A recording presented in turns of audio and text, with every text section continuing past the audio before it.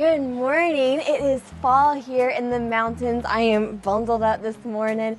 We have a big old pine log, about 40 inches. It's kind of an interesting shape, isn't it? And we're going to be busting out as many 2x4s, legit 2x4s as we can. We've got an order, so we're just going to see how much we can get done today.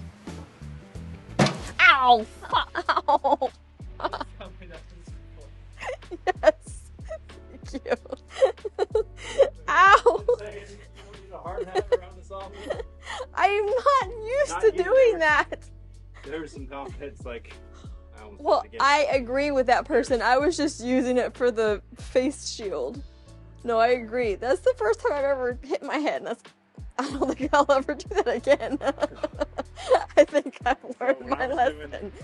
The goal, to get as many 2x4s as we can out of this log. So how did we mill this log? Well, first Charlie measures the log on each end, which is how he knows how high to set each end of the Lucas mill. One of the benefits of this mill is that you can set each end individually. So if your log is slanted, you can slant with it. Or maybe you want to make a big old wedge, and in which case you can easily do that too. So once the ends are set, like the height on the ends are set, now we can move on to setting up that initial cut. You know, this is the getting to know you cut. It's exciting seeing how the log will mill up. I really started to enjoy this part. Each log is a little bit different, and even same species can be different since some logs are fresh and others have surprises. Some surprises that crawl, some surprises that can clink against a wall. I know, I'm here all day, folks. So here we are with that first row of cuts. This whole row of cuts adds up to the waist cut. By no means am I trying to come off like a sawyer who knows what they're talking about. I simply walk back and forth playing a sawyer on the YouTubes, and then I dust myself off and get back to sewing. But I think it's a good trade-off, right? Soldiering on, Charlie gets that last chunk off. It's funny how often I will go to knock a hunk of wood off and it doesn't move, and then he comes along and it just comes right on off. I mean, maybe I loosen it up for him. I don't know. What do y'all think? Sounds good, right? So Charlie dropped the height on both ends so it'll make a 4-inch cut. One of the things we wish the Lucas mill had built in was to tie the ends together. So the option of treating each individually is nice, but then more often than not, you get the mill set up and then the rest of the way down the log, you drop the same on each end. So if you could tie the two ends together, that's just one less step. And I know it might sound minor, and I guess it is, but it would increase the efficiency over the course of a day, a week, months. You know, it's the little things that add up. Meanwhile, I've set up the blade so it'll take a 2-inch wide cut. And here goes the first row of actual lumber. I set it up to be about 2 1/16 or so since, wood shrinks and whatnot, and I figure you can adjust it down, but then you can't really adjust it up, right? So I've been adding about 1/16 extra to all my cuts. I mean, it sounds good. What do y'all think? I don't know. So wrapping up that second row, now it's rinse and repeat to set ourselves up for the third row. Charlie's dropping down the mill again, and I'm eyeballing where that initial cut should start. Charlie helps with this part. I think the line of sight is better from his end, and then he actually knows what he's doing. So there's that. Need I remind y'all that I just play a sawyer? Feels like I should have a t-shirt that says I'd rather be sewing, although that's not really fair.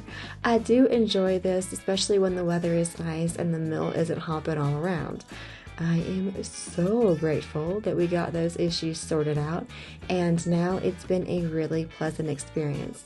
It's a nice way to break up the day, to get some fresh air, and then in the long term, well, we're really excited about what the future could look like. I mean, let's not get ahead of ourselves, but dreaming is nice, and that's all that it is at this point, dreaming.